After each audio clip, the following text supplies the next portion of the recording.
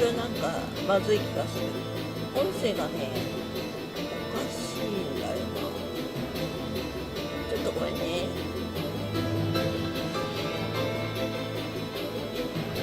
突発も突発だね。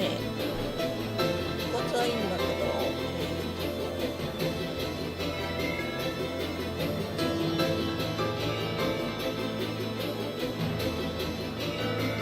なんかね、音声の設定のを消してしまったらしく、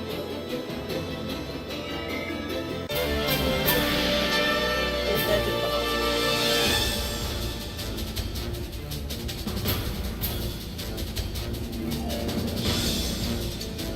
で、聞こえるかな。聞こえてるやつかな。これ大丈夫ならこれでやります。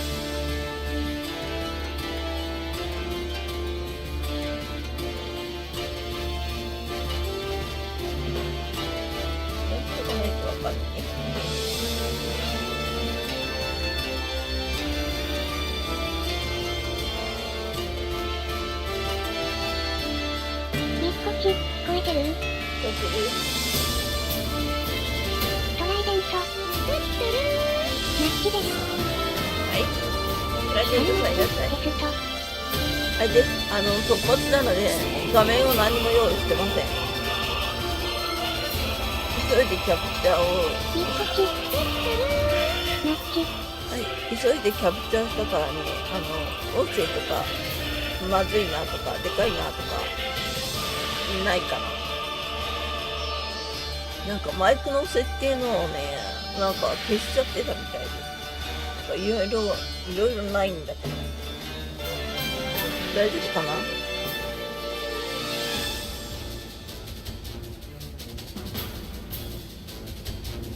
のぶちゃん。マッチ。はい。のぶちゃんいらっしゃい。トライデント、今日話 P 入ないの？P は出そうと思えば出るけど、ゆっくり出してくよ。ちょっと待って。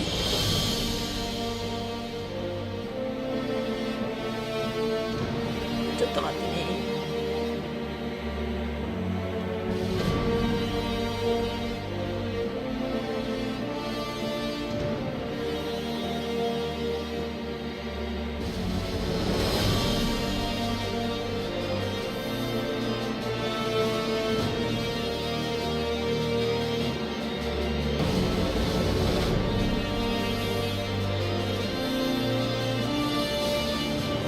なっちゃんローカル 30% くらいマシマシでもいいかもね。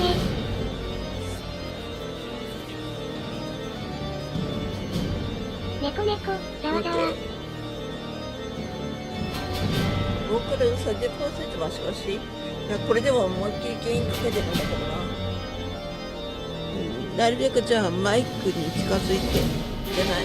わかった。あれが抑えるかな。こっちを少し抑える。これだとこ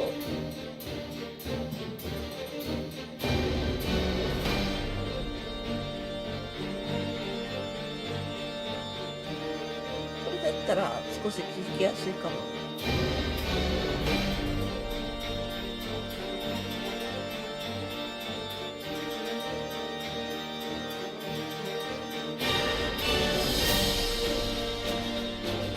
キャプチャーの音が大きかった感じ。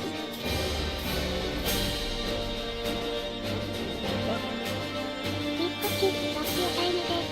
感じ。じゃあこれでもうね、すごいね。やっぱ私の声小さいかな。このマイクが小さいのかね、原因をねめちゃくちゃかけてるんだよね。メロン、パンナ、ワンバンコ。はい、こんばんは。急遽のキャプチャーなので、何にも用意してないので、ちょっと待ってね。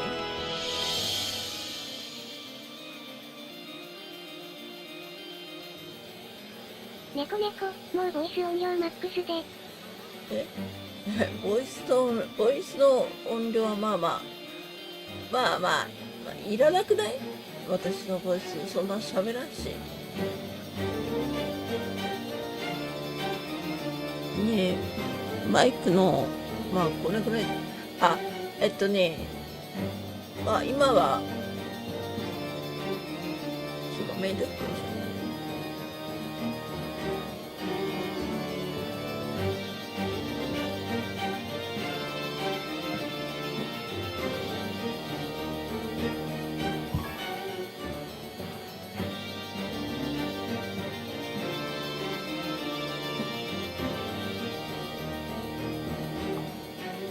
メロン、パンナ、レッツ、トークショー。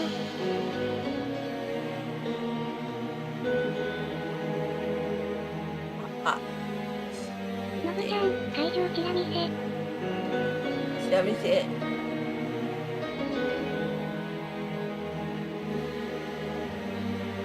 みっこち、なっちゃんディスコードの、コメントで気づいた？基調講演。うん、そうだよ。みっこちさんありがとうね。助かったよ。ありがとうありがとう。すっかりそんなこと私はね、忘れていたよ。おー、始まるー。以上、おー、カウントダウン。めっちゃかっこいい。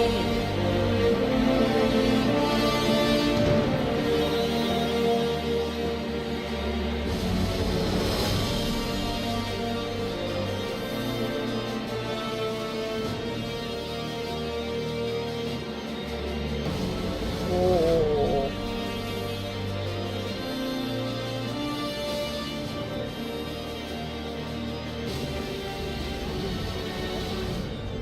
すごい、カウントダウンしてる。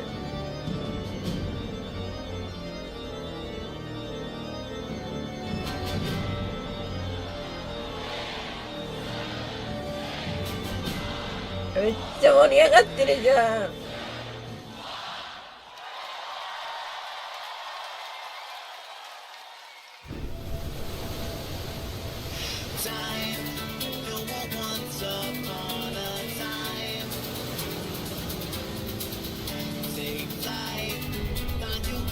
ちょっとなっちゃん邪魔だなですね。Ah, blue seas, clear skies, and boundless possibilities.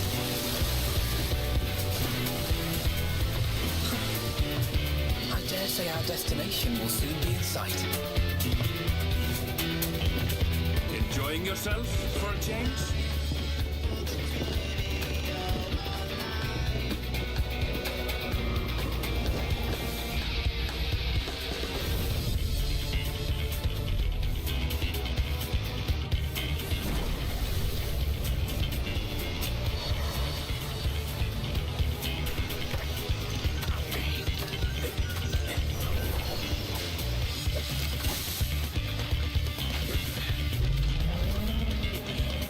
Come now. There's no cause for panic.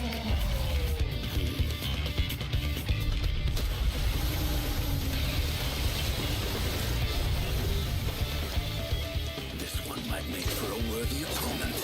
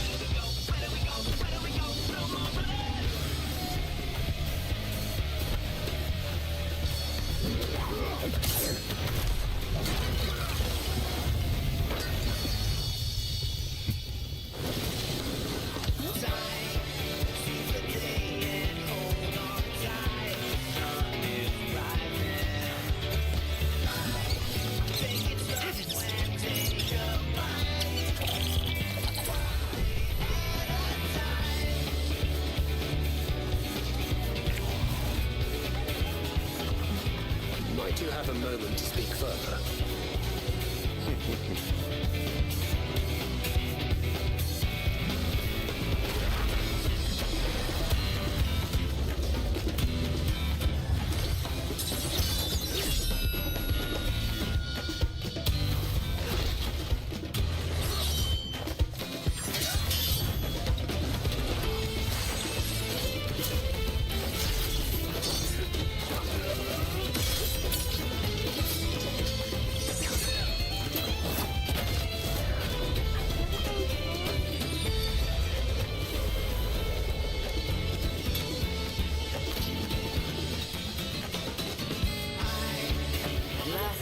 Come to the land you call the New World.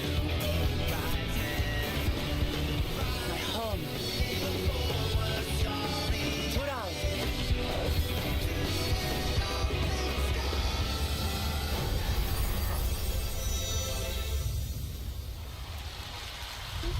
オリジナルでござ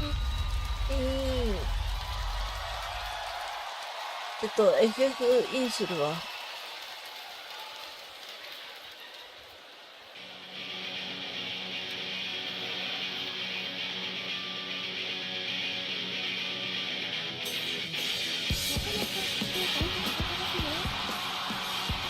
おお。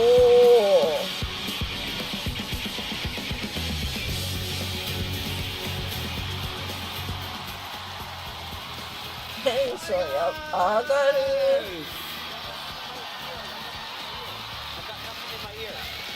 Thank you for coming today!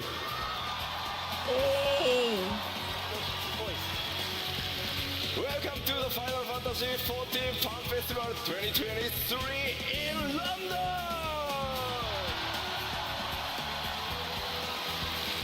My name is Naoki Yoshida, producer and director of Final Fantasy XIV! あ、スマホの充電がね。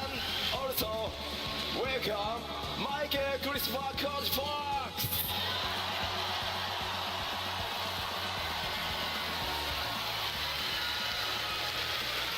Hey everyone, it's great to be back. That said, some of you are probably wondering, where's Kate? What did Koji do with Kate? It's okay. Kate is back in Japan working with the team overtime to make sure that the game comes 画 out 質悪い気 in がしない summer of 2024. So for now, you're stuck with me. まあまあ確かにね、ケイトさん今もう日本で 7.0 の作業バリバリしてるからね。今日は工事に、プライマルズと同時に通訳もお願いしてます。日本の皆さんも、それから配信を見ている全世界の非課線の皆さんよろしくお願いします。 Alright, that's right. Kate is hard at work back in Japan, and we thought that since Koji was going to be here with the primals, we'd just try to get our money's worth. So, 改めて皆さんこんにちは、お久しぶりです。欧州ロンドン帰ってこれて本当に嬉しいです。 alright, it's great seeing you all again, and I'm so happy to be back in the UK. あ、ごめん。そうだっさて北米に続いて開催となるファンフェスティバル2023、2024、今回は欧州ロンドンからお届けしてまいります。 Okay, so now coming hot off the heels of our most recent fan festival in North America, we are excited to kick off the festivities here in London. 前回は北米でしたが、今回ようやく欧州にも帰ってこれました。欧州のプレイヤーの皆さんとお会いできて本当に嬉しいです。 Alright, after seeing the fans again in Las Vegas, I've been really looking forward to seeing our fans here in Europe.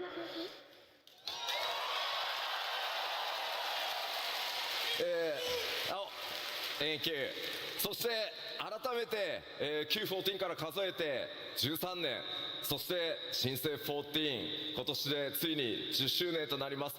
これまでの本当にたくさんのサポートありがとうございます。改めてお礼を申し上げます。 Alright, so we've come a long way in the 13 years since the launch of 1.0 and the 10 years since the relaunch of A Realm Reborn. And we couldn't have made it this far without you. It's been an amazing journey, and you have my deepest thanks for joining us along the way.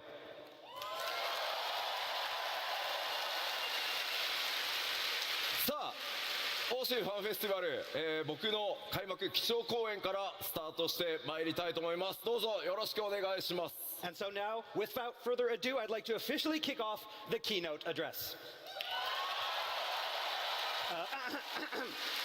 Yoshida-san, what's with the...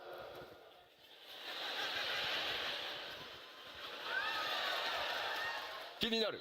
Yeah, what is it? 確かにね、トレーラーに出てましたね。これと同じ格好の光の戦士ね。 Alright, it kind of looks like what our Warrior of Light was wearing in the trailer. まあ僕も50歳になったので、そろそろコスプレは勘弁してほしいっていうふうにスタッフに言ったんですけど、まあどうしてもやれと。So now I just turned 50 years old this year, and I'm getting a little old for cosplay, but the dev team wouldn't take no for an answer, so なんだいらっしゃい。面白すぎる。じゃあ早速新情報から参りたいんですが、今スクリーンに映ってるこの、新しい CG イラスト、パッケージデザインになる予定です。ぜひ覚えておいてください。 Alright, so with that, let's move on to our first piece of information. First, you have this great artwork up here. This is the package artwork. And, da-da!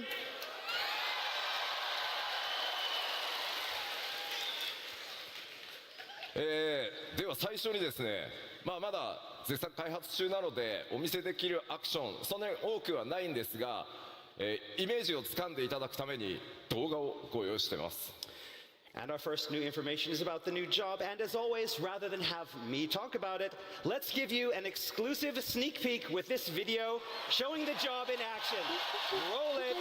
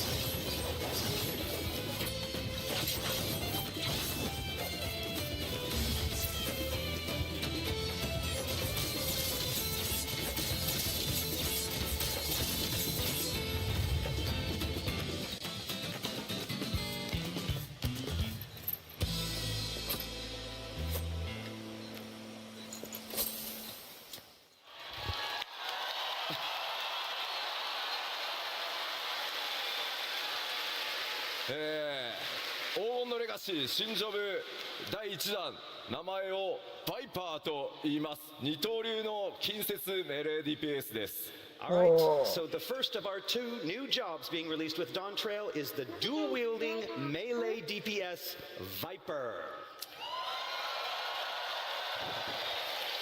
バイパーはファイナルファンタジー14完全オリジナルジョブとなってます。 Viper is a Final Fantasy XIV original. 力士じゃなかった。世界中から多数いただいた二刀流忍者とは違った二刀流の、正統派剣士を実装してほしいというたくさんのフィードバックに応える形で今回実装が進んでいます。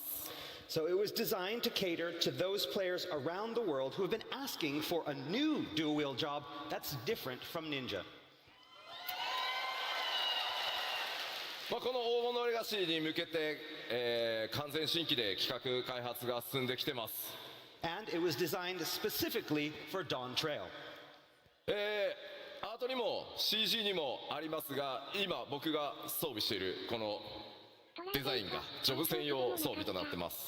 And as you can see here in the art and from what was shown in the video and what I am wearing, this is the Viper's job-specific gear. ではバイパーの特徴を見ていくことにしましょう。バイ Right, so パ let's take a closer look at the Viper's characteristics.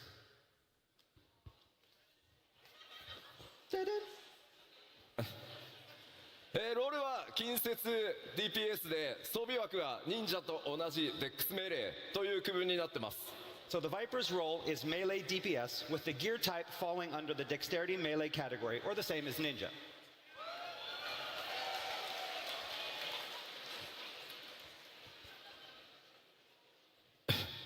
二刀流武器というこの専用の武器を使うことになります。 And Vipers will utilize dual blades that are unique to the job.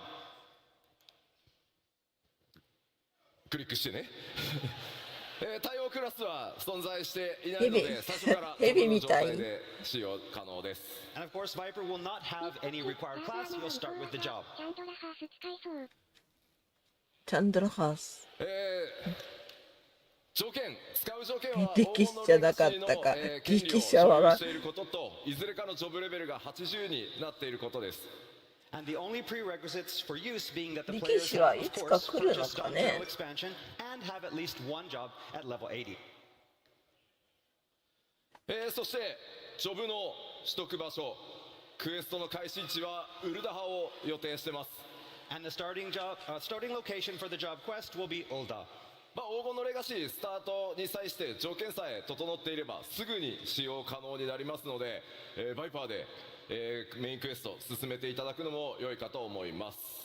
And again, the job should be available immediately at Dawn Trail's launch, as long as the aforementioned prerequisites are cleared.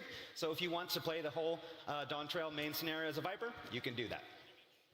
続いてじゃあそのバトルイメージちょっと見ていきたいと思います。 All right, let's talk about the battle concept. バイパーはこの特徴として二刀流武器を使用しますが、 So a Viper will use a pair of one-handed blades to attack their foes. これを用いたこの二刀流の攻撃とさらにこのブレードを合体させた合体剣という攻撃2つ、持ってます。 But they can also combine these blades in a single two-handed weapon to deal heavier blows. そして特徴的なのがですね、常時ヘイストがかかっているジョブになるために攻撃頻度かなり高いジョブになります。 So in addition to dealing swift attacks that are so fast that they feel like they already have haste cast on them, 今回、まだ開発中ということで、アクションまだまだ少ないんですが、自己強化することで、先ほどねオーラをまとってましたが、そういった強力な、DPS を出せる状態という特殊なモードも用意されてます。 and so a Viper also has the ability to summon this special power to temporarily enhance themselves, kind of like you saw with that aura that they had in the trailer. So basically, you're getting that extra DPS. ウェポンスキルの間にアビリティを挟む頻度というのも非常に高いことを想定しているので、かなりスタイリッシュかつ操作頻度が高いジョブとして、現在開発が進んでます。 So Viper is a technically demanding yet highly stylish melee job that affords frequent opportunities for players to execute various abilities in between the weapon skills. ご期待に添えるように、開発を進めておりますので、どうぞこの新ジョブバイパーご期待ください。 All right, the development team is working hard to create something that lives up to your high expectations, so please look forward to it. ありがとうございます。では今のバトルのイメージの説明を踏まえてもう一度先ほどの動画、流してみたいと思います。 All right, so now with all that I've just explained in mind, let's take one more look at that video. Roll it.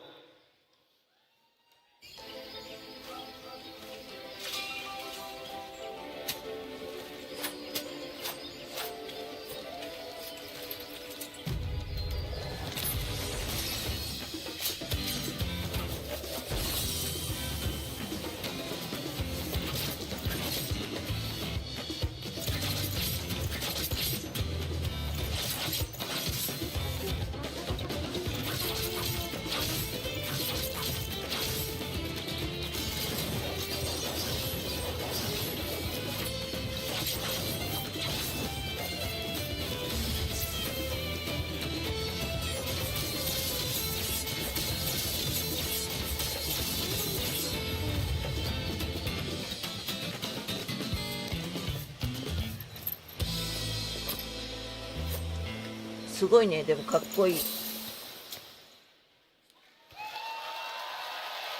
ありがとうございます。このコスプレすごくてですね、武器ちゃんと合体する。Yeah, they did a really great job with the cosplay. あんまりやると飾りが取れそう。 Yeah, you should hold off. It's gonna break. Don't break it. Be careful. Calm down. もちろんこのコスプレもさレガシーで実重た装そうされるジョブというのはこのバイパー一つだけではありません。お So お、 now you all know that Dawn Trail will feature not one, but two new jobs.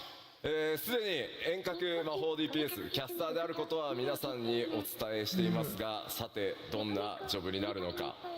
聞いたこと Right? な And い you。already know that the second job is to be ranged magic DPS. 持ってるね。すでに北米の基調講演でもヒントはもう出ておりますので、答え合わせはすみません、日本のファンフェスまでお待ちください。 But as for what that job is, well, other than the little hint I dropped back in Las Vegas, you're gonna have to wait until Tokyo. Sorry. おっと。ヒント出てんの、ヒント。さらに Wait. 何 Wait. 私は知らないぞ。 Are you gonna hold those sword the whole time? まあそうね。 Yeah. じゃあちょっと武器スタンド出してもらっていい Okay. かしら。 Can we bring the stands out for the swords? ああ、すごい、あの剣分かれるんだ。 Maybe? Stands for the sword? Oh, there we go. おー Thank you.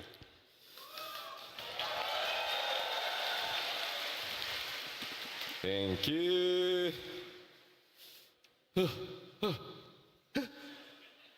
It's okay. Okay. And now for your real weapon, the clicker. Okay. You アイ ready? テムレベルアップ。よでは続いて、基調講演噂の段階では進めてまいりたいと思います。新たな拡張パッケージ魔導士について北米でも、がご紹介しましたが、ストーリーピクトマンサー改めて簡単に振り返っておこうと思います。 All right, so we already talked a little bit ピク about トマン Don サー Trail's ということ story in は Las Vegas. なんかこ But う I'd like to 召 do a 喚 little する recap 感じ。 before we continue. まずネクロマンサーとは違うんだね。光の戦士にお届けするのは僕たちからの最高の夏休みがテーマになっております。 So we already talked a little bit about how Dawn Trail would provide the Warriors of Light with a well-deserved summer vacation. 新たなる冒険、そのバカンスの目的地は西方のトラル大陸と呼ばれている地域になります。 And that vacation would be taking place in the far western land of Tyrol. すでにパッチ 6.5 のメインストーリーパート1にてその片鱗、出ておりますが、 So with the release of part 1 in patch 6.5, you got a glimpse of where the story will be taking you. 本格的にストーリーがこの 7.0 につながっていくのは、パッチ 6.5、メインクエストパート2の方からになりますので、ぜひご注目ください。なるほどね。 But it お will be 楽 the しみ release だね of。part 2 that you'll better understand what's in store for you and the Scions and how そのぐらいにしてお everything in こ Dawn う。 Trail's main narrative connects together. 光の戦士の皆さんが依頼されるのはトラル大陸におけるある王国の王位継承レースへの助力になります。 So the Warrior of Light has been asked to sail west across the Indigo Deep to assist in a rite of succession for Tyrell's throne. みっこち、相手をスケッチして固有技を繰り出すのがおなじみのメンバーもちろん勢ぞろいしていきますが、 And of course, all the Scions will be joining the Warrior of Light in Tyrell. ほうほうほう。今回そこで繰り広げられるのは相手をスケッチして暁の決命を二分する固有王位技を出継承レーす。スです。へえ。 But not Pictomaster. all will be on the same side for the Oh. upcoming contest. まあ北米でも聞いたんですけど、ちょっとヨーロッパでも聞いてみましょうか。どの暁のメンバーと一緒にレースに参加したいですか？ Okay, so we asked the same question in Las Vegas, but we want to ask all of you, who do you want to be with you when you're done the contest? Who from the Scions? Alice? 一番最初にアリゼっていう声がありま I す。 heard Alize first. Somebody's really excited. ファンタジー11の看板とあ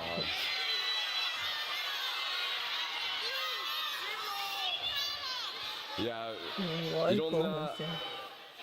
いやこれだけでもたくさんの方にねいろんなキャラクター愛していただいてるのは本当に嬉しいです。 I'm really happy that you all love all of the Scions so much.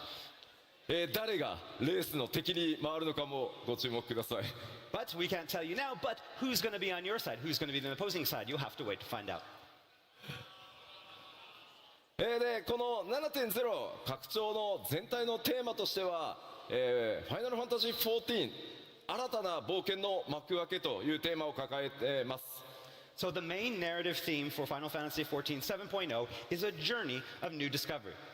もちろんストーリーもこれまでの拡張パッケージ同様、RPG 丸1本分の体験しっかりお届けしていこうと思います。 And as always, we plan on providing players with a full standalone RPG's worth of story and experiences with this single expansion. そのきっかけとなる王位継承レースとは何なのか。 What, however, will that story entail? What is this contest?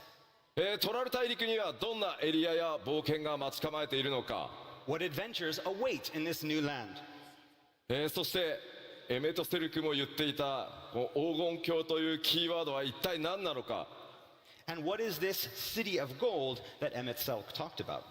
もちろんこれまで同様に皆さんに驚いていただく仕掛けというのもご用意していますので、ぜひそのストーリーお見逃しのないようよろしくお願いします。 And of course, we have a lot of other surprises. I can tell you right now, they're going to be big ones. 僕らもここからね、6.0 でストーリー1回ハイデリンゾディアーク編完結して、この物語がどう皆さんと一緒に転がっていくのかめちゃくちゃ楽しみにしてますので、ぜひ引き続き皆さんと一緒にファイナルファンタジー14作っていきたいと思います。 I mean, I know you guys really enjoyed the Hydaelyn Zodiac series, but we have something that's even better waiting for you in Dawn Trail. We hope you enjoy it.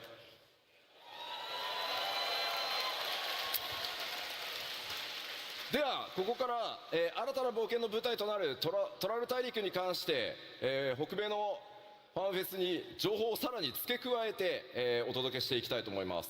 All right, so next up, let's talk a little bit more about Tyrol, and we're going to start by expanding on some of the info that released back in Vegas. これまでの冒険の舞台は三大州と呼ばれる地域でした。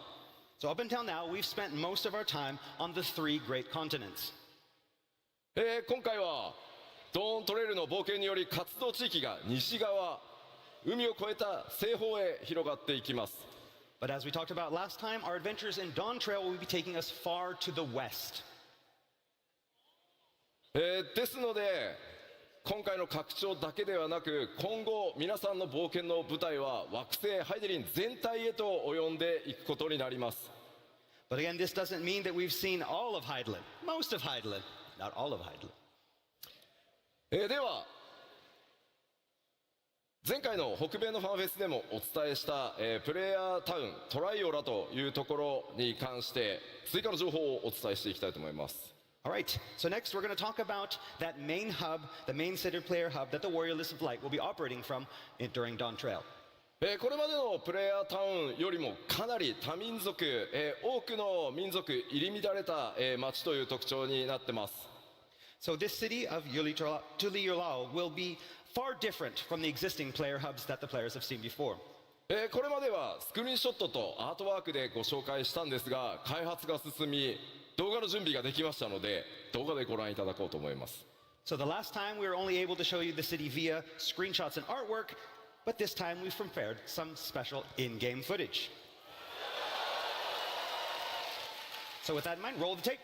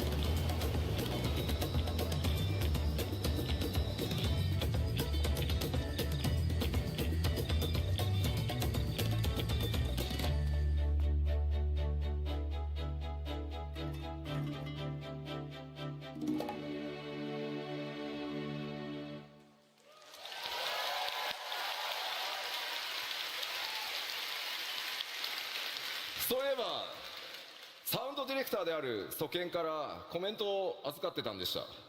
So before we continue, we had a little message from Soken, our sound director. 今の動画の曲まだまだモックアップなので、サンプルだと思ってくださいと、伝えてほしいと言われてます。 So he asked me to tell you that the music playing in the video is just a mock-up. なのでもっとすごくなるから期待しててくださいとのことです。 And that the final track will be a lot better. トライオラこれまでのプレイヤータウンと異なり、多数の民族文化が溶け合っているというお話先ほどしました。So as I mentioned before, the city is far different from the major cities on Highland. It is a culturally diverse, pluralistic state. トレーラーで主人公と剣を交えていた2つの頭を持つマムジャの王グルールジャジャによって統治された国です。 So that massive two-headed Mamulja that we saw the Warrior of Light fighting with in the trailer, that's the current ruler of the nation and king of the Mamulja, Galul Jaja. このトライオラオールドシャーレアンと、カイロで国交があります。 But the Mamulja aren't the only peoples living in the city. On top of that, it appears the city has an established trade route with Old Sharlayan. 今回ご覧いただいた、動画ウォークスルーですが、まだまだ NPC の配置が行われていませんが、非常に多くの密度あるオブジェクト、グラフィックスアップデートの効果ご覧いただけたんじゃないかなと思います。 So in that walkthrough that you just saw, you saw that there were no NPCs there. Those will be added later. But hopefully you got an idea of what the town will look like and all of the high quality of all of the objects that we have thanks to our graphical update.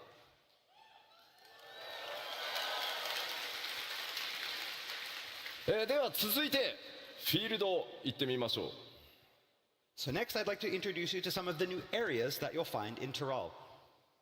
トラル大陸のフィールド、まずは前回ご紹介したオルコパチャとヤクテル樹海についてです。 Okay, so first we're going to start off with the two areas that we talked about in Las Vegas, Urcopacha and Yaktel. こちらも開発が進んでまいりましたので、今回は動画で、ウォークスルーご覧いただこうと思います。 And since we talked last, development of course has continued and we are ready to show you some in-game footage. Roll it.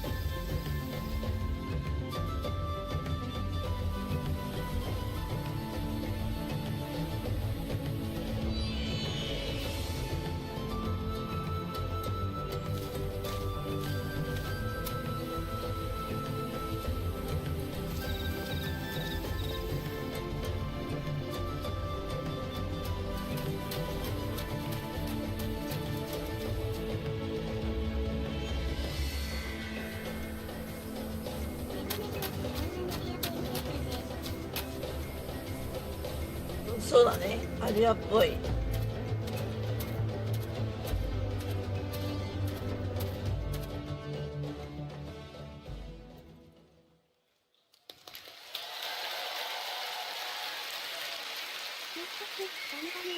まだまだ開発中のエリアではありますが、今回これまで以上に環境設定、自然環境にかなり、注力した自然なエリアというのをご覧いただけたかと思います。 Again, what you saw is still under development, but we've worked really hard on these areas, focusing on creating landscapes that feel even more real and natural than ever before. 動画だけだとね、どうしても分かりにくいところありますが、皆さん歩いて、いただければ、そのグラフィックスアップデートによる、密度の高さ、クオリティの高さ感じていただけると思いますので、楽しみにしていただければと思います。 I mean, it's a little bit hard to tell in this video, but we've been taking full advantage of that first graphical update coming with Dawn Trail, that you're really going to be able to notice this when you get in and play the game. では続いて、ここまでは北米でもお話した情報なので、さらなる新エリアを、アートとスクリーンショットで見ていきたいと思います。 But these two areas we already talked about in Las Vegas. Today, we're going to bring you something new, some new areas, especially for London. こちらコザマルカという首都であるトライオラの南に広がっている密林地帯です。 Okay, so Kozamauka is a very dense jungle located to the South Tyrol's capital city of Tuliolao. ドントレーラーのトレーラーの中にもあの特徴的な、巨大な岩登場していたと思います。岩のある上部とそれから下部2つのエリアに分かれているのがこのエリアの特徴となっています。 Alright, so the unique rock formations that you saw in the trailer are located in this area, and they split the jungle into upper and lower areas through which countless rivers flow. 特に上層と下層の間にある巨大な滝大瀑布も大きな特徴になっています。 And there are a lot of waterfalls in between the upper and lower areas as well. ここに住まう部族も、多種多様新たな出会いが皆さんを、待ち構えています。 Several different peoples call this region home, meaning there's much adventure to be had. ではこちらコザマルカ、開発中のスクリーンショットをご覧いただこうと思います。 Alright, so let's take a look at some in development screenshots. 今回ご紹介するスクリーンショットはいずれも下層からの風景になってます。 So the screenshots that we have here are from the area's lower elevations. 今までではちょっと作れなかったような景色環境よく見えてるんじゃないかなと思います。 We're able to create a new type of area that feels very unique from the areas that we've created in the past. 今回特にですね空気感とかそれから光の表現というものに非常にこだわって開発を進めてます。 And as you can see, special attention has been paid to lighting to create this perfect atmosphere. そしてこちら、昼間の様子ですね。 And here is the jungle in midday. 大瀑布から流れ落ちた水がいくつもの川となり、支流にこうやって注ぎ込んできていると。 And so the waterfalls from the upper elevations feed the countless small rivers that flow out of the jungle to the sea. 右に見えるのが集落ですね。そして中央の木にもよく見ると、上の方に建造物があったりするのがわかると思います。 And so on the right, you can see a small village, and even in that tree in the center, you can see a small building located within the tree. そしてこちら最後はやや引いた状態の、円形ですね。 And so we've zoomed out a little for this next shot. 見たところあまり危険な雰囲気というのは感じられないと思うんですが、果たしてどういった物語になるのかいろいろ想像していただけると嬉しいです。 So from here, it doesn't look that dangerous, but you all know what lurks in the shadows, so. さてちょっと続いてももう1エリア紹介していきましょう。 All right, まず so let's move on to our next area, まずはアートでご覧いただきます。 starting with some artwork. wait. What? What? In-game secret? Oh, it's a mistake. The bug. It's a bug. Oh no. 笑う。先ほどまでご紹介してきたところと随分雰囲気が変わり荒野のような雰囲気だと思います。 So this arid desert-like region is completely different from the previous. あそこにある巨大なシークレットの文字もちろんマップオブジェクトではないです。 And本当 so だ we have that big secret. secret. That's not a map object. That's not going to be in the real game if that wasn't obvious. あのエリアにですねものすごく重要なものがあるんですけど、あまりにもスポイラーが激しすぎるのでシークレットって書いといてくれってお願いをしたのでああなってます。 So yeah, what we have there is something that is very, very pivotal to the story. It's a huge secret, and we didn't want to show it here because we wanted you to experience it in game. So I made sure that they put secret up there. なので、この、基調講演などでお見せしてしまうと、皆さんの楽しみをね大きく損なってしまう可能性があるので、ぜひですねプレイヤーの皆さんご自身で見ていただけたらなと思ってこういう対応をさせてもらってます。 Again, we want to show a lot of information here, but we also don't want to ruin your game experience. And so for this, because it's such a big secret and it's so exciting, and we want you to experience that in game, we've decided to keep it under wraps for now. このエリアの名前シャロニー荒野と言います。 All right, so the name of this area is Shaloni. トラル大陸中央部に広がる荒野。 So it is a relatively flat, rain-starved region in central Tyrol. 青林線が発見されたことによってこのエリア近代化が進んでいます。 But here, civilization is experiencing a boom due to a recent discovery of ceruleum deposits. 青林線ってちょっと日本語で言うとね何ってなると思うんですけど、清淋水の湧き出る泉のことですね。And so basically, there are these kind of springs where the ceruleum bursts up through the ground. さあこの大陸での冒険、だんだんなんか夏休みなのか本当にっていう感じにちょっとなってきたかなと思います。 So again, we mentioned summer vacation before, but the more we see of Tyrol, the more we realize, the less we understand about Tyrol.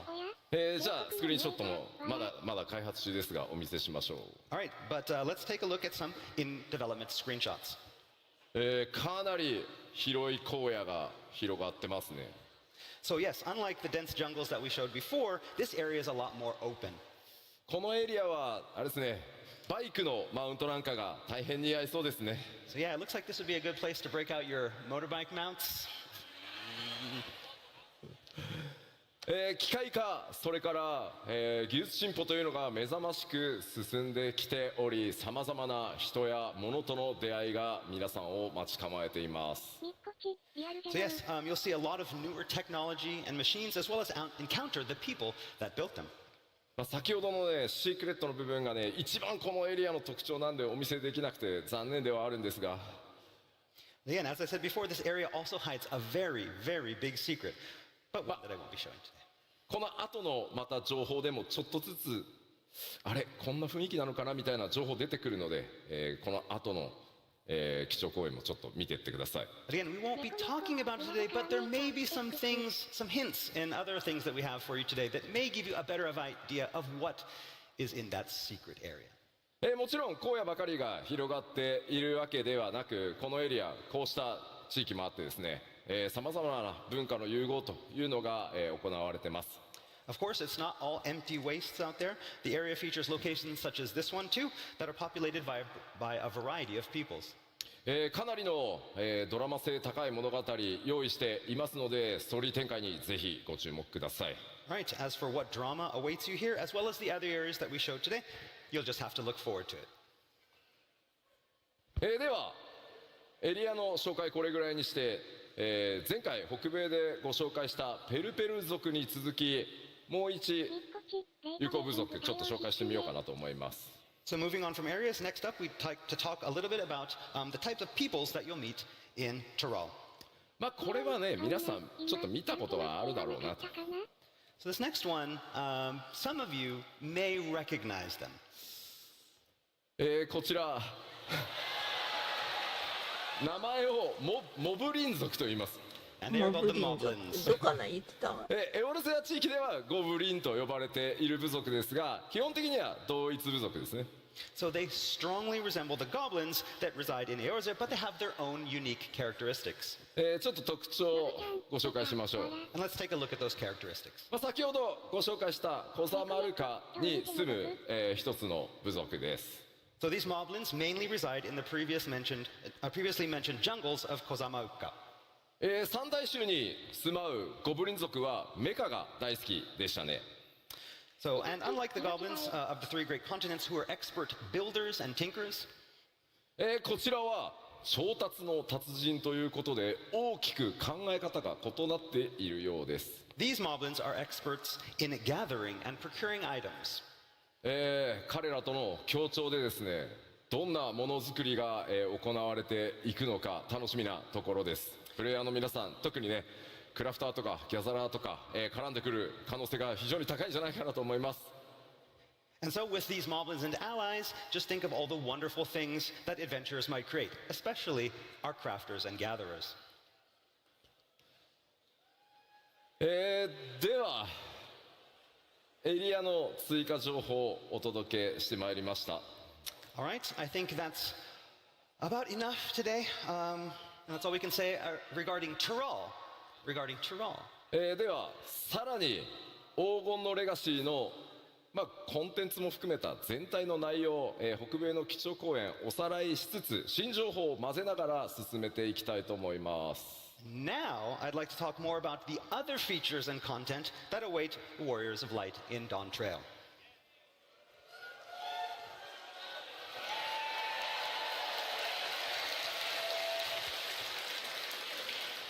皆さんのおかげでついに皆さんのレベルが100に到達することになります。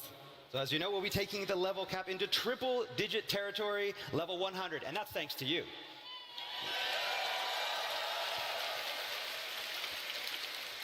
皆さんレベル最後どれぐらいまで行きたいですか？ How far do you want to go? We're at 100 now. How far do you want to go?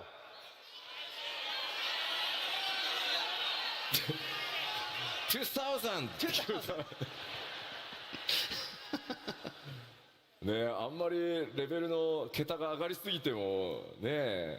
The UI, you need more space. Yes, Too many numbers. We need to- EXP That's right. The XP bar is just. せっかく一回ね桁下げたの That's right. に、 We got rid of some of those zeros. So we're gonna have to add. もちろんクラフターやギャザラーの皆さんもすべてレベルキャップ100に、させていただきます。 And of course, this will be for all jobs, including disciples of the land and hand. では続いてバトルコンテンツに関してちょっと新情報も交えつつお伝えしていきたいと思います。 All right. Next, I want to talk a little bit about some of 7.0's core battle content. We have some new things to show you as well. めったに触らないヒラも。まずフィールドのアクティブタイムイベントやそれからモブハント、新しいトレジャーハント、これらすべて、いつも通りしっかりたくさん用意させていただいてます。 So, active time events, the fates, the hunt, treasure hunts. We're gonna have all these. でもちろん新しいダンジョンというのもたくさんあります。 And of course, we're working on many new dungeons as well. ダンジョン？ It's a dungeon. This is a dungeon. ダンジョンの数もですねこれまで以上のメロン。同数しっかり用意させていただいてます。制作順調に進んでます。 Okay, and we're gonna have at least as many dungeons as we had in the past expansions. 今回はいくつかのダンジョンについてスクリーンショットやアートワークでちょっとさらにね追加情報としてお伝えしていこうと思います。 Right, so next, let's take a look at some art and screenshots showcasing a few of those dungeons in development. と言いながらこのアートも新情報だよね。 But yeah, this art, this is awfully new. まずスクリーンショット1枚目。 All right, off to our first screenshot. そんな、また。ダンジョン？ This is a dungeon. ダンジョン？ This is a dungeon. Dungeon? Area? Dungeon. It's a dungeon. It's a dungeon. Yes. Okay, as long as you're sure. ダンジョンというとねどうしてもこう洞窟をイメージされがちなんですが、この一見川の普通のフィールドに見えるところこちらダンジョンで、なんとジャングルクルーズからスタートします。 So yeah, when people think dungeons, they usually think like caves, but looks like this one will start off as a river 新 cruise. しいマテリアで検索。ちょっとどんな戦闘とかね、キャラクター同士の掛け合いとか繰り広げられるのか今からちょっと楽しみですね。 But I'll let you imagine what kind of battles and player interactions are going to go on there. でもちょっと落ちたくないね。 I don't want to fall in the river though. No, not a good idea. ね Like なんか crocodiles, そう piranhas. やられそう。 Yeah. こちら、一見するとちょっとアートワークにも見えるかもしれませんが、こちら実機の、画像になります。 So I know this looks a lot like artwork, but this is an actual in-game screenshot. 川登りなのか川下りなのかそれらを向かった先がこんな感じです。 So yeah, are we going upriver or downriver? Who knows? But at the end of the cruise, this is what awaits. いやアートに見えるよね。 It does really look like artwork. この環境セットアップしている開発者今回ロンドンのファンフェス来てますんで、後ほど開発パネルでもこういったお話ししてくれると思います。 So yeah, the team that actually worked, one of the members of the team that actually worked on this, and the environment team is here today, and is going to be up here on stage. So looking forward to meeting and hearing what he has to say about this. ねこれさ何時まであるの？さて私次の配信が8時雰囲気一転して20分からだから全然また変わったその前にはやめちゃうからね。 Right, and now we're somewhere completely different. This also is one of the new dungeons. これもね長くないよねなんかアートに見えるね。 This is also very, yeah, it looks like art. こちら外なのかそれか何かの一部なのか自然地形と人工物の間に何か紫色の新植物、存在してますね。So is this somewhere outside or inside? Is it a part of something? Are those natural formations or man-made? And what are those purple things growing everywhere? 先ほどのエリアをもう少し上がったところになるんでしょうか。 And here's another look of the same dungeon, but up from a little higher. 明らかに、雰囲気遺跡と思われるものがあるんですが、ちょっと雰囲気異様な感じですね。 So yes, we can see some strange architecture that resembles ancient ruins. これまでに光の戦士の皆さんが冒険してきたどのエリアともちょっと違った印象になっているんではないかと思います。 So yes, this is far different from any place the warriors of light have journeyed before. ではダンジョンのお話、最後にですね、開発中の他のダンジョンの、まだちょっと実機はお見せできないんですが、アートワークを2枚ほど持ってきましたので、ちょっとご紹介していこうと思います。 So finally, we have some artwork for 2 more dungeons that we'd like to show you, but you're going to have to use your imaginations to visualize how they're going to turn out in-game. まず1枚目、 So this is our first. こちらまさに It's a dungeon. It's a dungeon. It's a dungeon. 古代の遺跡のようですが、しっかりしたこういうね構造を持ってるっていうふうにねアート見えますね。 But again, this also has that look of sturdily built ancient ruins to it. こちらはすでに、レベルデザイナーのレベルデザインが終わり、そのレベルデザインに合わせた、構造をアートチームがこうデザインしてってるからですね。 Okay, but what you see here is not concept art. In fact, the level design for the dungeon is already complete, and this artwork was created to help the modeling team. 本当はですね、こういう端のあたりにですね、アート担当者のこうスタッフからの注意書き、モデリングするための注意書きとか設定がものすごい数書き込まれてるんですが、さすがにねお見せするわけにいかないのでちょっと消してきました。 So now, artwork like this usually has a lot of text written in the margins to help the designers. It's filled with lore and secrets. We just kind of cut that out because, to avoid spoilers. Sorry. そしてもう一枚。 Okay, and now for the surprising one.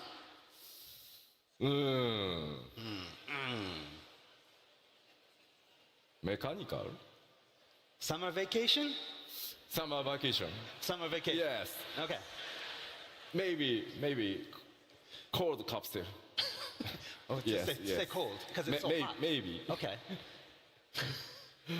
こちらもダンジョン、しかもメインストーリーに登場するダンジョンなんですが、あまりのね機械文明の発展にちょっとびっくりしますね。 So yes, this is a dungeon for the 7.0 main scenario. But again, unlike the nature that we've seen before, this has a lot of mech.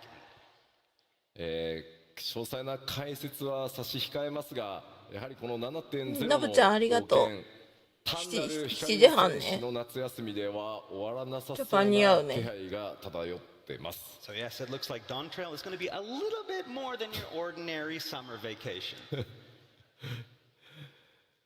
ではこのダンジョンに登場する、強敵、ボスの一体をちょっとご紹介しようかなと思います。 All right, so now that we've seen where you're going to fight, let's find a little bit about more about who you're going to fight. 前回はね、透滅戦の相手を表示しましたが、今回ね透滅戦ではないんですが、 So last time in Las Vegas, we showed one of the raid bosses. バリガレマンダに続いてもう一体大型のモンスターの紹介となります。 And this one is not a raid boss like Valagarmanda that we showed in Las Vegas, but we have a very important and large enemy to show you.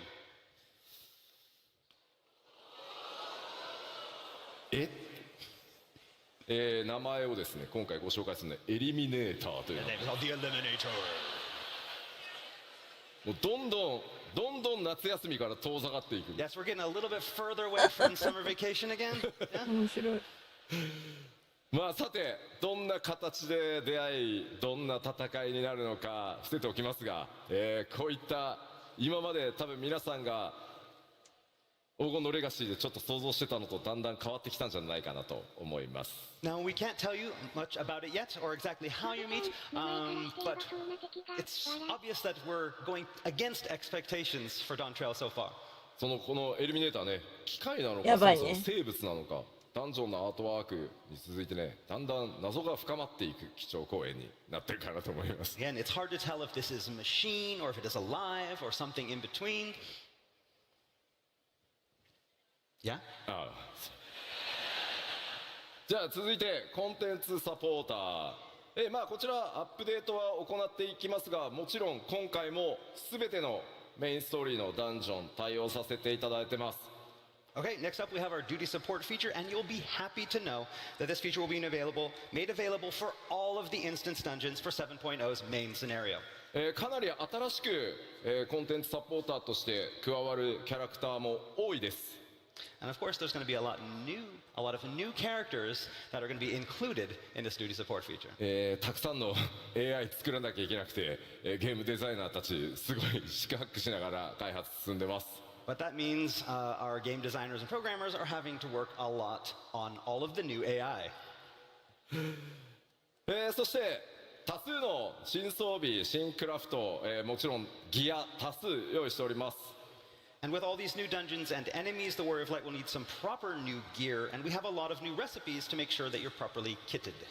おしゃれがね気になる皆さんもぜひご期待ください。 And of course, we'll be introducing a lot of fashionable items as well. ではちょっと新しい装備のアートワーク見てみましょう。 So let's take a closer look at some artwork for these new items. まずギャザラークラフターもね専用装備当然全て一新されます。 All right, Disciples of the Land in Hand will of course be getting new job-specific gear as well.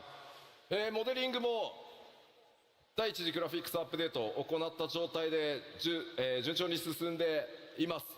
どのように実機で見られるかご期待ください。 So we're currently in the modeling phase of development with our new graphical update. So for now, you're going to have to imagine how these designs will look when rendered in game. そしてこちらはジョブ専用装備の一部ですね。 And here we have some job-specific gear for the Disciples of War and Magic. どれがどのジョブかは言わなくても大丈夫だよね。 We don't need to tell you what jobs these are for, right? 今回もジョブ専用装備はですね、冒険のその地域の、特徴デザインにあまり寄せず、そのジョブのイメージというのをストレートに、書き起こすようにというふうに、ディレクションしてます。 Okay, instead of designing the gear to match more of the geographical or cultural feel of Tyrol, we decided to take a much more straightforward approach with their design. のぶちゃん、アンクでは続いて、踊り子ってすぐわかるじゃん。大規模コンテンツ So, as I mentioned back in Las Vegas, we are planning some expansive new lifestyle content for Dawn Trail. 7.X シリーズにおいてもですね、そんな感じかもシュワルド復興とか、それから無人島開拓に続く新しい、生活系の大規模コンテンツをお届けしていく予定です。 This will be new content that will be featured alongside existing content such as the Ishgardian Restoration and Island Sanctuary. なんとかですねこの場で発表したかったんですが、もう少し企画の詳細を詰めたいということで、残念ながら詳細までは今日お伝えできないんですが、日本のファンフェスでは、内容をお届けできるかと思います。 So the plan was to show you that new content here, but the team in charge didn't think it was quite ready and wanted just a little bit more time. So we're going to be putting off the big reveal until Tokyo. So we have to wait a little bit longer. 開発チーム頑張ってるのですいません許してください。 The dev team is hard at work, so please forgive them. 召喚、次はどんな新しいありがとうございます。皆さんの拍手でね今めっちゃ日本で頑張ってくれてると思います。 All right, they just heard your cheering, and so now they're like, "Oh, gotta get back to work." Gotta get ありがとうございます。 So thanks. ただ今回の、生活系の大規模コンテンツ、前回ね無人島開拓は一人で遊ぶものっていう形でしたが、今企画しているのは皆さん多人数で、遊んでいく盛り上がっていくというコンテンツの企画内容になってますので、また詳細の発表をねご期待いただければと思います。 So while Island Sanctuary was more solo content, this new content that we have planned for Dawn Trail is going to be something that you can enjoy with a lot of people.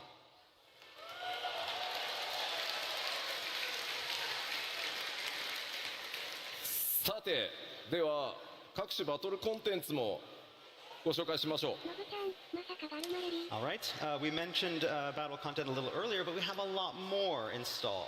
さあ、これらのバリアントダンジョン、8人レイド、それからもちろん Z シリーズも、7.X シリーズ頑張って、これら全て作ってまいります。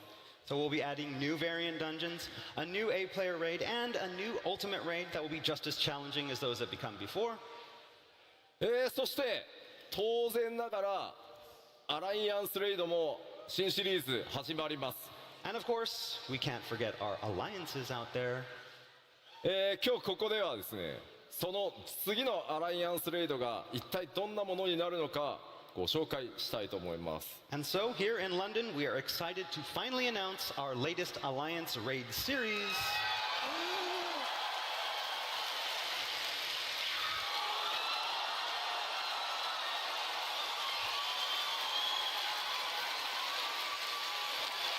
Echoes of Vanity。わあ、ありがとうございます。 Thank you. Thank you。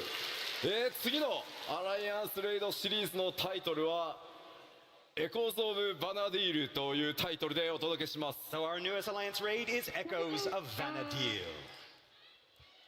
MMORPG として大先輩であるファイナルファンタジー11運営開始からすでに21年、その運営20周年を記念して我々、次なるアライアンスレイドシリーズはそのファイナルファンタジー11の世界を垣間見る冒険をお届けしたいと思います。お So to celebrate over 20 11 years や of って Final た人 Fantasy テン XI, ション we 上 are がる turning やん。 to our MMORPG Senpai Yes. and stepping into Vanadil to get a glimpse of this wonderful, exciting world.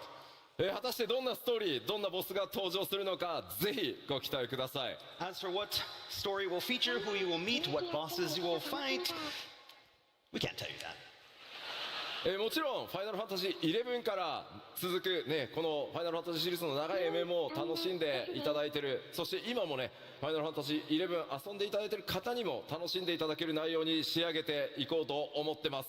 But we can guarantee that it will be something that longtime fans of Final Fantasy XI and even players of fans right now will be able to truly enjoy. さあじゃあちょっと質問していいですか。 So, speaking of which, I have a question for all of you. 11今もやってるんだよなって。 How many people out there are still playing 11? おおありがとうございます。いやいやもう11はめちゃくちゃやったよって。今は14やってるけど11めちゃくちゃやったよっていう。 And so, how about people that, I'm playing 14 right now, so I don't have time for them, but I played a lot of 11 back in the day. ああすごいありがとうございますありがとうございます。でもその人数の割には、我々スクエアニックスのやっ MMO ぱを支えていただいて本当にありがとうございます。海外の人はそんなに11やってないってことかな。 Through our MMORPGs for such a long time. おそらくですねそんなに配信を見てくださってる、方々も大いに今ね手を挙げてくださってるんじゃないかなと思います。 And I bet a lot of people watching on the stream as well have been raising their hands. 海外の人がいたのぜひご期待く11。ださい。 So again, please look forward to it.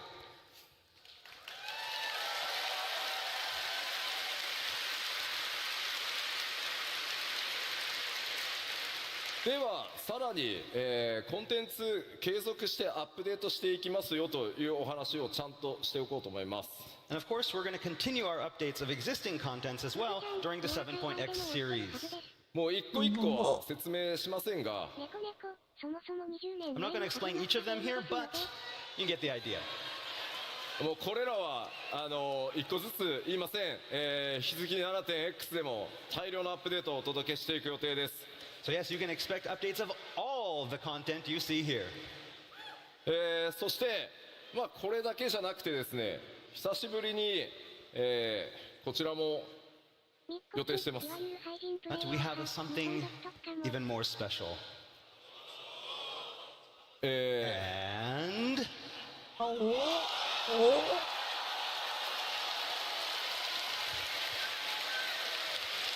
新たな青魔同士リミテッドジョブとして登場していますが、その第2弾新しい次なるリミテッドジョブというものの開発を今進め始めてます。 all right, to go alongside Blue Mage, we are currently working on an all-new second limited job. まあ実装までまあちょっと 7.x シリーズの後半で実装の予定なのでちょっとしばらくお待ちいただくことにはなりますが、 But again, its release isn't currently planned until the latter half of the 7.x series. まあどんなジョブになるのかちょっと聞いてみようかな。 But, we do hope to tell you more about it soon, but we're going to kind of ask you, what do you think it's going to be? Yes.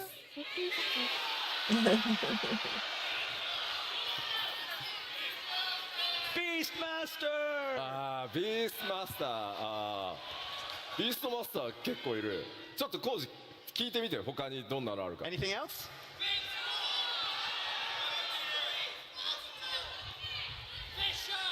Fisher? いやいやいやいや We already.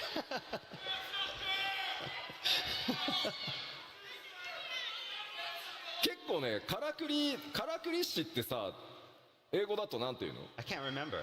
What is it?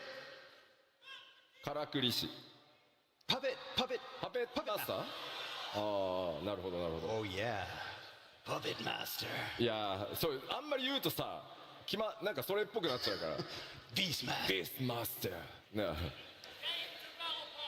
まあでもやっぱりパーティープレイではなかなか、実現できない、遊びとセットで、新しいリミテッドジョブ開発していきますので、まあ、ぜひどんなものになるか、お待ちいただければと思います。 But yeah, we're really excited. We're working on a lot of different ideas, something that we can do that's separate from party play, similar to how it is with the Blue Mage. So yeah, please look forward to it.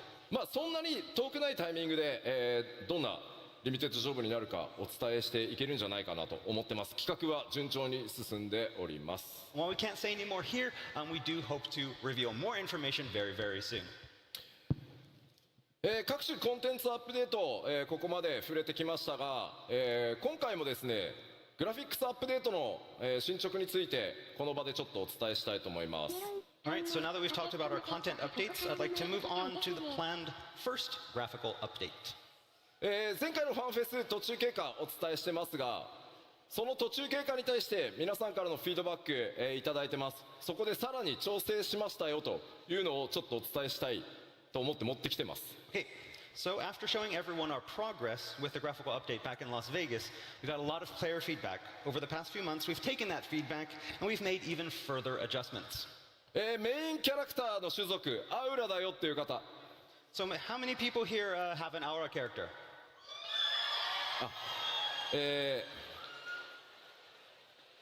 持ってきたのはこのアウラの Alright, so we're going to talk a little bit about the auras, horns and scales. できるだけね皆さんのイメージ損なわないように注意しつつ行っているグラフィックスアップデートなんですが、 Again, we've been tweaking it a lot with our new graphical update. 中でも前回途中経過注目されたのアウラ族の角とかそれから鱗の表現っていうものに、いろんなフィードバックいただきました。 So yes, our main goal was to introduce these fine adjustments that won't feel too drastic and ruin that unique look that we've all gotten used to. And if you recall, this includes tweaks to polishing things like the aura horns and scales. まず次にお見せするのが前回北米でお見せした途中経過のスクリーンショットです。 Okay, so first off, we're going to start by showing you what we showed you back in Las Vegas. これがね前回お伝えしたもの。 All right, and this is what we showed you last time. 角の表面とか鱗に結構光の反射があってちょっとエナメルっぽい質感だった自分たちのイメージとちょっと違ったっていうフィードバックも、結構議論として寄せられてました。 So back in Las Vegas, the horns and scales that we showed you were very reflective and had a very strong enamel type of feel, and it was not something that a lot of people had expected. まあこれはこれでやっぱりこう反射があるので、まあクオリティとしては比較的高く見えやすい気はするんですが、 And with this reflectivity, I mean, it looks very high quality, so it was good for showing off that improved in quality of the horns. 我々が 3.0 で、企画した時のアウラの元のイメージに近づけるようにさらに、継続して調整を続けてきました。 But it didn't really match our vision of what we wanted the aura to look like from our original design back at 3.0, so we continued tweaking. すごい微妙なのでメインキャラクターアウラの人ちょっと一生懸命画面見てください。 All right, and so this is where we are. It's a very, very small change, so look very, very closely.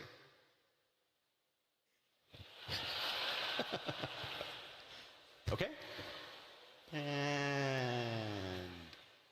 これが前回 this is before, アフター。 after. なるほど。光が抑えられたね。すいませんね。 So it wasn't even more exciting. まあ光沢がね強く出ていた質感をちょっと落として本体の色へ近づけてより馴染ませるっていうことをやってます。 So we're continuing our work on lowering that reflectivity to be able to get the horn color to something more natural and closer to what we originally intended. 前回お見せした他の種族というのもですね、前回のものがフィックスではなく、皆さんのその感想フィードバック見てどんどんギリギリまで細かくクオリティアップや調整を続けています。 So this goes for all of the updates for the other races as well. We've been receiving a lot of feedback, and what we showed you in Las Vegas wasn't the final product, but a work in あん progress. まり光らなくなったんですかね。ちなみになんですけど、そうだね。このスクそんなリーンショ感じだね。ットのこのアウラの女性のね首にちょっとライン入ってるんですけど、 And so some of you with some very good eyes maybe notice a little line on the neck これ of ちょ the っと female aura. 急いで首くっつけたんでちょっと And so basically when creating this, we had to rush and like we just took a head and popped it on a body. これは大丈夫、治るんで。 We'll fix this. Don't worry. 次なんですが、さらに細かいお話をちょっとさせてください。 So we talked about something very detailed, and so for next we're going to talk about something even more detailed. ファイナルファンタジー14、9番と呼ばれているオリジナルのファイナルファンタジー14が13年前にリリースされ、その時から、より快適に遊べるようにという形でレルムリボンが作られてます。 So as many of you know, the original Final Fantasy XIV was released almost 13 years ago. Then a couple years after that, A Realm Reborn was released to improve upon the original. 1.0 から遊んでるよ。 How many people here have been playing since 1.0? Oh. Legacy. Thank you. でその新生版を作るにあたってですね、やはりできるだけ短い期間で作り上げていくということで、Q14 のそのモデリングっていうのをうまくアレンジしてここまでやってきたという歴史が実はあります。 So when making the move from 1.0 to A Realm Reborn, we didn't have a lot of time. So we ended up having to repurpose some of the original character models for A Realm Reborn. 今回グラフィックスアップデートではそれらの調整を行う際にこの9番から使っていたモデルというのにも改めて全てに手を入れて完全に新しいものへと進化させることにしました。 And so now, to coincide with the graphical update, we had to revisit our use of these older 1.0 models. これこそめちゃくちゃ細かいのでちょっとよく見てください。 Okay, this is going to get really, really detailed, so look carefully. ララフェルですね。 Okay, so we have our Lalafell. これ現在のララフェルです。 This is the Lalafell that's in game right now. 可愛いですね。 And of course, cute as ever. ちょっとですね、ここに注目してください。 So I want you to focus on this part ここに of the 注目。 face. そのあたりです。 So yeah, right there around the chin. できる限りですね、キャラクターモデルを軽くかつ高品質に見せるためにローポリゴンを実はですね、ほっぺたの下にすごい四角いポリゴンを無理やり入れてですね、そこで顎の影のラインをつけるみたいな、すごいなんて言ったらいいんだろう、テクニックみたいなことを実はやってます。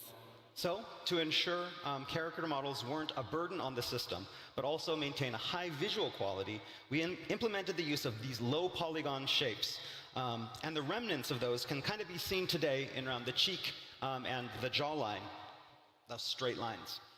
ただ今回キャラクターの肌の質感を上げてより影がリアルに滑らかに表示されていくためにですね、ノーマルマップと呼んでいる顔の凹凸データみたいなものっていうのも全て改めて綺麗に作り直しています。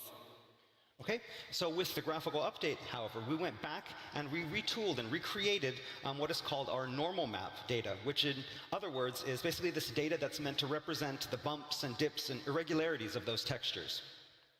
そのためですね、その新しいグラフィックスの状態に、この旧の状態のモデルをそのテクニックを残したままにしてしまうと、逆にその非常に小さいポリゴンが不自然な影を作ってしまうみたいなことが、出てきました。 Okay, however, by doing that, it caused some conflicts with the existing low polygon data that we'd been using since 1.0, creating even these more mysterious bumps and dips in shadows.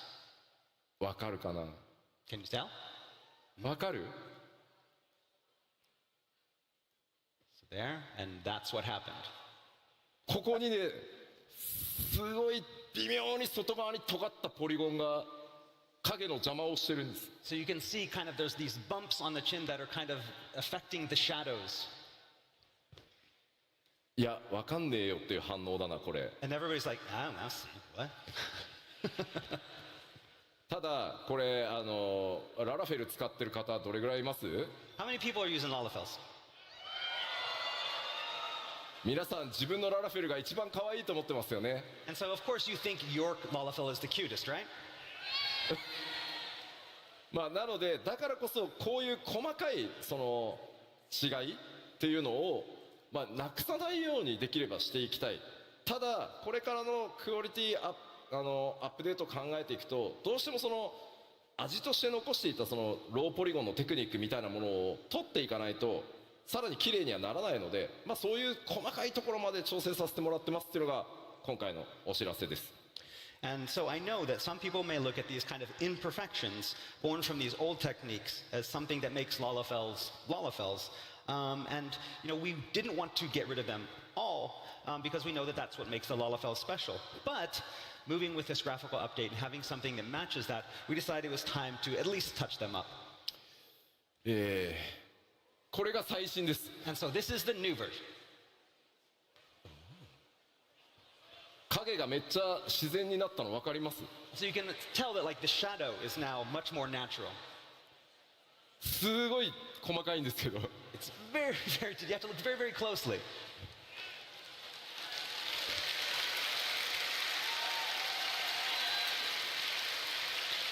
いやまあまあ基調講演で話す内容なのかって思わなくもないんですけど I mean, you're probably all wondering, it's like, could we have not done this like at a different panel? Did it have to be at the keynote? 全てのプレイヤーの皆さんのキャラクターを何としても今皆さんが思っているキャラクターイメージのままよりクオリティアップをさせていくために担当のアーティストたちも僕もこう目を皿にして今と前をこう比較してほんのちょっとでもポリゴンの角があったら何なんだこのポリゴンはって言って、まあ、そういうことを日夜やっているのでぜひグラフィックスアップデート楽しみにしててくださいというお話です。 But again, we wanted to show you this especially because we wanted to show you just how hard we are working on this graphical update. We understand that you all love your characters and we don't want to change your characters, but we do want to make them look a lot better. And so we're working on these tiniest of issues to improve it. I'm there looking at everything. If I see even a hint of a polygon, I'm like, no polygon!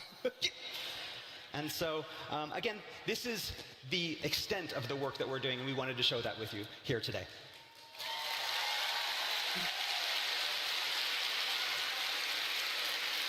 まあでもこれだけだとねいくらなんでもちょっと細かすぎるだろうということですごい分かりやすいスクリーンショット1個持ってきました。 All right, that was enough talk about the super tiny technical issues. Let's talk about something easy.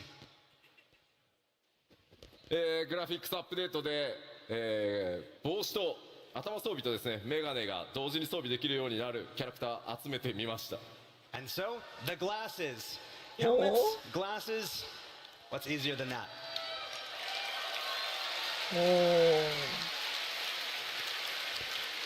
というわけで第一次グラフィックスアップデート順調に作業進んでます。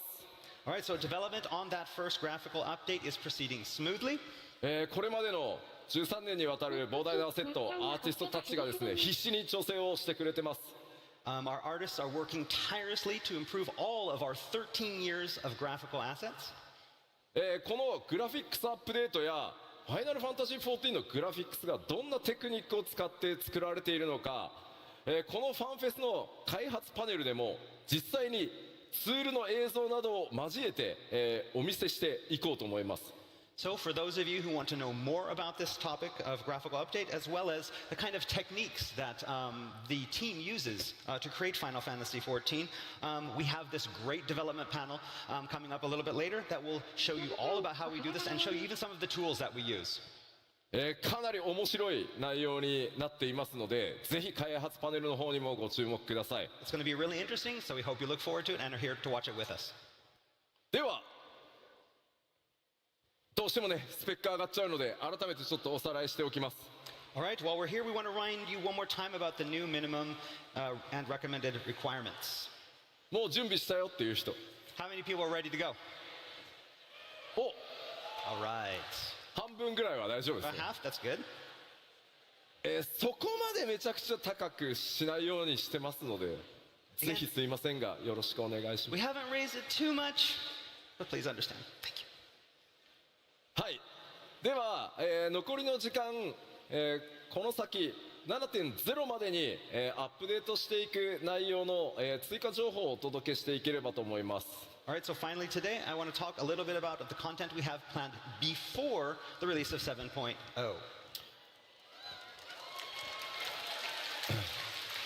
まずは、北米で発表させていただいた Xbox バージョンに関してです。 All right, first off, we have the open beta test for the Xbox version.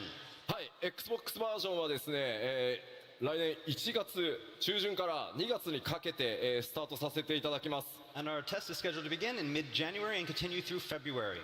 このオープンベータでしっかり問題点洗い出してですね、 7.0、黄金のレガシーより前に Xbox バージョンも正式サービスへ、移行させていただきます。 This is again to find problems before the release of 7.0 and smooth all of those out so that we have a smooth launch. ぜひですね、オープンベータプレイをしていただきつつ 7.0 の冒険に、Xbox ファンの皆さん、備えていただければと思います。 So all of our Xbox users out there, we welcome you to join the test and help us make the game great. では続いて、新しい 7.0 じゃないや 6.5X で実装されるコンテンツ動画をご用意してきましたので、まずそちらをご覧いただこうと思います。 And so now for our next announcement of 6.5x content, we have this special video. Roll it.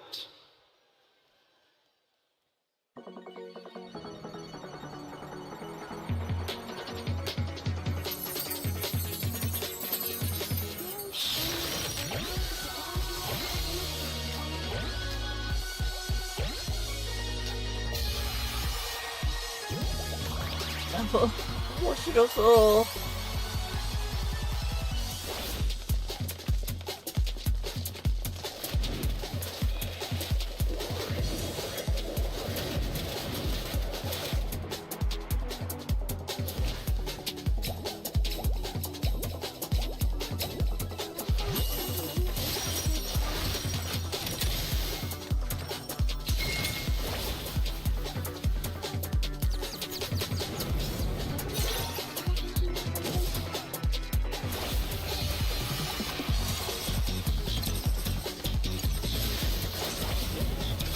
面白そう。やべえ。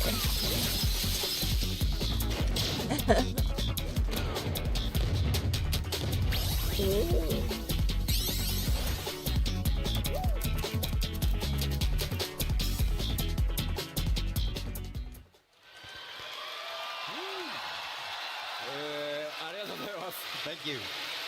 というわけで大変お待たせしました、ファイナルファンタジー14のゴールド操作にいよいよフォールガイズが実装となります。 All right, you've been waiting a long time for this. Fall Guys will finally be available in the gold saucer. パッチ 6.51 ということで、実装日出てますね。10月31日パッチ 6.51 リリースとなります。 All right, and as it says here, it's planned for release on October 35th. Patch 6.51. もうすぐだね。 Yes, in just a week. 今回動画で、ご覧いただいた通り、フォールガイズのエッセンスを、入れつつフォールガイズチームにも監修してもらいながらファイナルファンタジー14独自の味付けを行ったコラボレーションアトラクションとなっています。 So as you saw in the trailer, this collaboration will maintain that Fall Guys aesthetic. We had people from the Fall Guys dev team help us out, make sure that we followed that. But it will also feature this unique Final Fantasy XIV spin on all the frenetic Fall Guys gameplay we know and love. こちらのコンテンツ24人まで同時にプレイすることが可能で、もちろんマッチングにも対応させていただいてます。 This content is designed for groups of 24 players, with, of course, random party matching for players who don't arrive with their own alliance. でこちらのフォールガイズなんですが、ちょっと特徴がありまして、開催が、不定期というか何ヶ月かおきに開催されてしばらくお休みして開催されてしばらくお休みしてという数ヶ月おきにオープンとクローズを、繰り返していく予定です。Okay, so one unique characteristic with this content is that it's not always going to be open. There will be periods of time where it is available and then period of times when it's not available, and we'll be repeating that over a cycle. まあどうしてもそうしないとこう一気にねやったらまた人が他のとこ行っちゃってみたいなことになるので、定期的にやっていきますので、あまりね焦らずに皆さんの時間のある時に開催と合わせてやってってくれればと思います。Again, we want to keep the balance between the two games and keep that fair. So we're going to have, again, times on and times off, so you can enjoy the Fall Guys content and then go back to other content. もちろん多数のオリジナル報酬ご用意しておりますので、ぜひプレイしてそれらのギアも手に入れてみてください。And of course, there will be a great deal of unique prizes for those who participate and win, so please look forward to it all. ではもう一つ、6.5X シリーズで実装となる、特別なクエストについてお伝えしようと思います。And next, we have one final big announcement for a special quest that's going to be appearing in the 6.5X series. こちらも動画でまずはご紹介したいと思います。We have a video to introduce this big announcement as well, so roll it.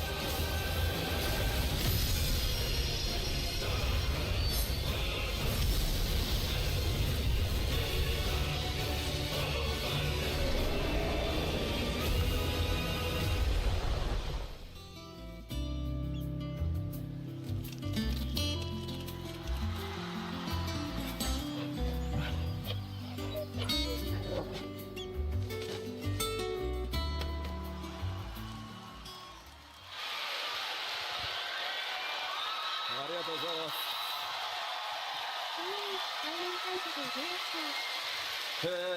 というわけでですね、ファイナルファンタジーシリーズ最新作16とのクロスオーバークエストのお知らせです。That's right, we can finally announce our Final Fantasy XIV, Final Fantasy XVI crossover event.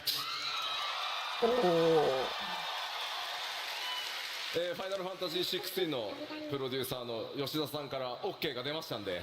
So yeah, I asked the producer on Final Fantasy XVI, you might know him, Naoki Yoshida. He said it was okay, so here we go. 頑張って作りますと。That's right. この永遠の旅路という物語、ファイナルファンタジー16の主人公であるクライブ・ロズフィールドと光の戦士の出会いの物語となってます。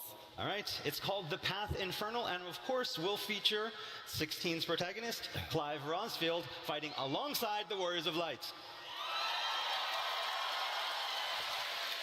もちろんまだまだファイナルファンタジー16未プレイドという方もいらっしゃると思いますし、PS5 版今年の冬に買うよと、PC 版出たら買うよというふうに待ってらっしゃる方もいると思いますので、あまり過剰な16のネタバレにならないよう仕上げておきました。Again, we've written the story so that it doesn't spoil too much of 16 for those players who have yet to play Final Fantasy 16 or looking to buy a PlayStation 5 this Christmas or maybe waiting for the PC version. But there's enough in it so that everyone should have a lot of fun. 先ほど動画でご覧いただいた通り、16で大人気であるトルガルという、狼の、報酬など多数ギアご用意しております。And I bet you all saw the Torgal goodies in that teaser trailer. Yeah. Rest assured, there'll be a lot of unique loot for this collab, including gear.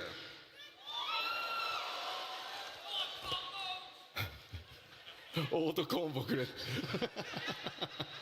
確かにね、オートコンボコラボレーションで出てきたらちょっと面白い。That would be great. That's a good idea. Have those auto combos in there. でもそのリングつけるとアイテムレベル下がるよ。Oh yeah, but if you do put on the rings of the timely rings, then your item level is going to go down. So I don't know. ぜひですね、ある意味物語の導入に近い、それほどね、壮大な物語というよりは16の世界を垣間見るような冒険になっています。ぜひ、それらをプレイしてですね、 PC 版だったり、それからファイナルファンタジー16の DLC などにもご期待しつつ、両方14も16も楽しんでいただければ嬉しいですと、ファイナルファンタジー16のプロデューサーの吉田さんからコメントを預かってきております。So, again, we'd like you to think of this collaboration as kind of an introduction to the world of Final Fantasy 16 for all of our Final Fantasy 14 players. We can't wait for you to get your hands on this new content, and we are currently developing alongside Final Fantasy 16 DLC and the PC version. And of course, you know, we got the okay from the producer, and he told us that, you know, it was okay to go. So, we're going to do it. 作自演だね。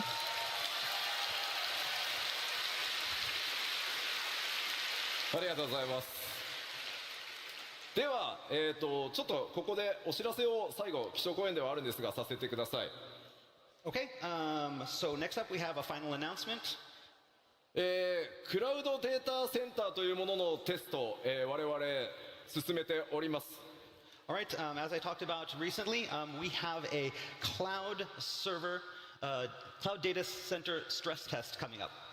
今まで、皆さんがプレイしてくださっている、データセンターというのは物理で、出来上がってるんですが、今回クラウドというたくさんの、マシンをつなぎ合わせてこうちょっとね動的に、大きくしたり小さくしたりできる、それをクラウドってよく呼ぶんですけど、それによってこうサーバーの拡張性が柔軟になるっていうクラウドデータセンターでプレイヤーの皆さんにぜひテストをお願いしたいです。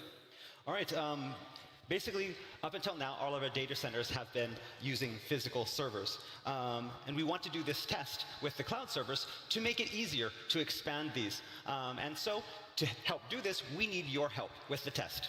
5年前から検証スタートして、特にこの3年かなり、一生懸命いろんな企業さんと組んで構築してきたんですけど、クラウドデータセンターでプレイした時、実際にはどんな負荷がかかるのか、どんな問題が出るのか、ぜひ洗い出しをさせてください。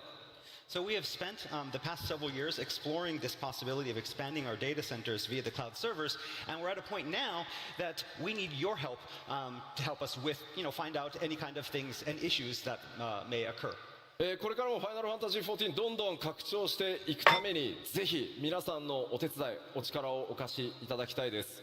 Again, we would deeply appreciate your participation as it will help us continue to expand our game and our community. その概要こちらになります。 So we're going to talk a little bit about what this test entails.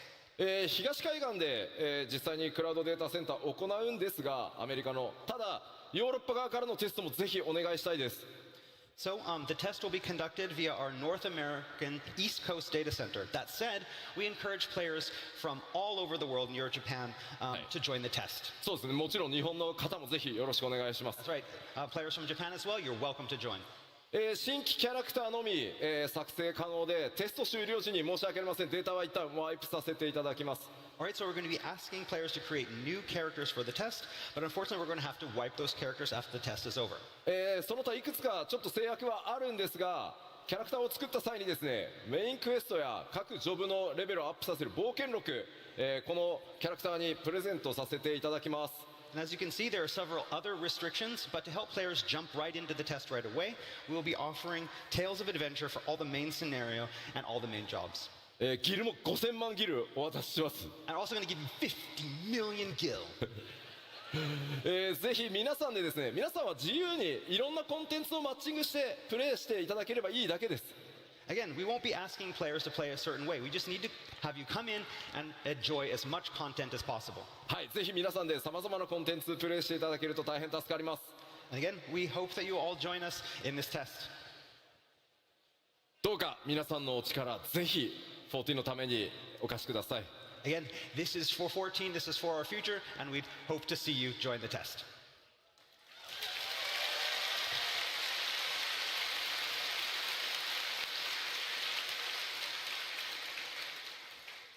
さあ、僕の基調講演もいよいよ終わろうとしておりますので、今回このドントレール黄金のレガシー、もちろん、ファイナルファンタジーシリーズイメージアート数々ねお描きいただいている天野先生にも今回ドントレーラーイメージイラスト書いていただいてます。All right, so before we wrap things up this morning, there's one last slide I'd like to show you. All new Dawn Trail artwork by the one, the only Yoshitaka Amano.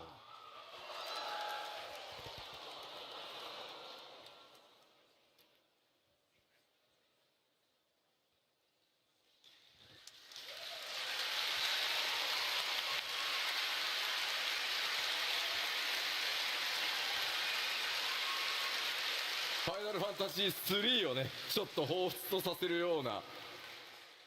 Something about this artwork reminds me a lot of the original Final Fantasy III artwork. 天野先生も、非常にノリノリでいつもファイナルファンタジー14イメージイラスト描いていただいておりますので、今回もものすごいスピードで仕上げていただきました。Again, Amano-san really enjoys making artwork for Final Fantasy XIV, and he created this in a short amount of time. さて、欧州ファンフェスティバル、スタートを飾る基調講演として、僕の、トークセッションでしたが、今日お話しできるのはここまでとなります。All right, that's all for today's keynote. I can't say any more. この先の最後のいろいろ隠された情報をすべてぶちまけていくのは、日本のファンフェスで行わせていただきたいと思います。But I will be able to talk more when we see you again next at our keynote at Tokyo Fan Festival.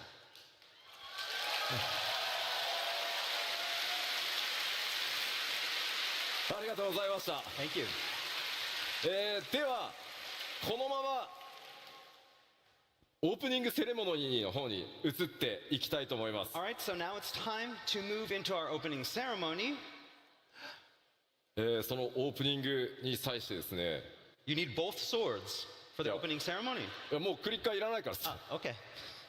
Weapon change.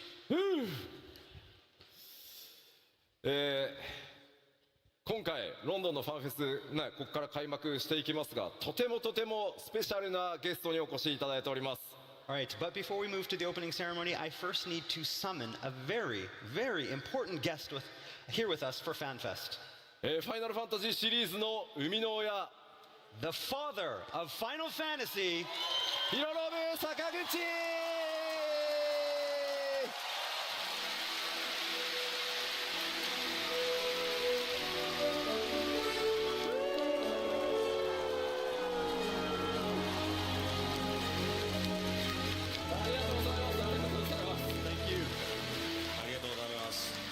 いやーもう14プレイ始めてくださって2年以上ですよね。もうガチで。 So it's been about 2 years since you started Final Fantasy XIV? Oh yeah, ここ hardcore. ここみんな非化戦なんですよね。 So everybody here is a warrior of light? ウォーリアーブライト。すみません、仲間です。 Yeah, I am one of 仲 you. 間です。まだ2年のちょっと新人ですけど仲間です。 Although I've only been playing for 2 years, so I'm rather new to the scene. もう毎日ほぼインして14が僕の生活の 30% ぐらいを占めている。もう本当に14万歳。 So I've been logging in every day, and I think it takes up about a third of my life, basically. So I just love 14. いやまあぜひ今日から2日間皆さんとのミート&グリートもありますし、今日明日ステージにも、特別コーナーー、はいご用意してますので、はいぜひですね最後までプレイヤーのもう本当光の戦士として来たっておっしゃってましたんで。Sakaguchi-san will be here with us for the next 2 days for stages, for signing sessions. So if you see him, please, sir, to make you say hello because he's one of us. あ、今日はね一つお礼を言いたくて。 Oh, there's one thing I wanted to mention. I wanted to show Yoshida-san. my gratitude to you, Yoshida-san. カッパありがとうございます。 Thank you for that in costume. もうカッパ最高でございます。 I love that outfit. Thank you so much for that. カッパのコスプレ作りましょうか。 So do we need to make some cosplay for you for that? ですね。Yes, 基調講演終わったので、配信の方終わりますじよ。ゃあ改めまして続き見たい方はね光の戦士の皆さん、放送見てる皆さんにも一言何かご挨拶お願いします。 So do you have a 続き message 見たい for 方は us、here as 公 well as 式を見 everyone て watching く on だ the さ screen? い。もう本当に世界中の方が見てらっしゃる。見てらっしゃいます。またに everybody お around 疲 the れ world 様 is でし watching. た。 Yeah. バイカッパあバイ。りがとう。 Thank you for the kappa imp outfit. まあ本当にX これだけ大勢の人でもちろん見てる方、まあそういうみんなとその14の中で出会えて一緒に冒険できるっていう本当にこの素晴らしい場所だと思うので14は本当になんだろう心から感謝したいと思います。本当にこれからもみんなで冒険しましょう。本当にありがとうございます。 And so there's so many people watching here as well as on the live stream, and it's just amazing to think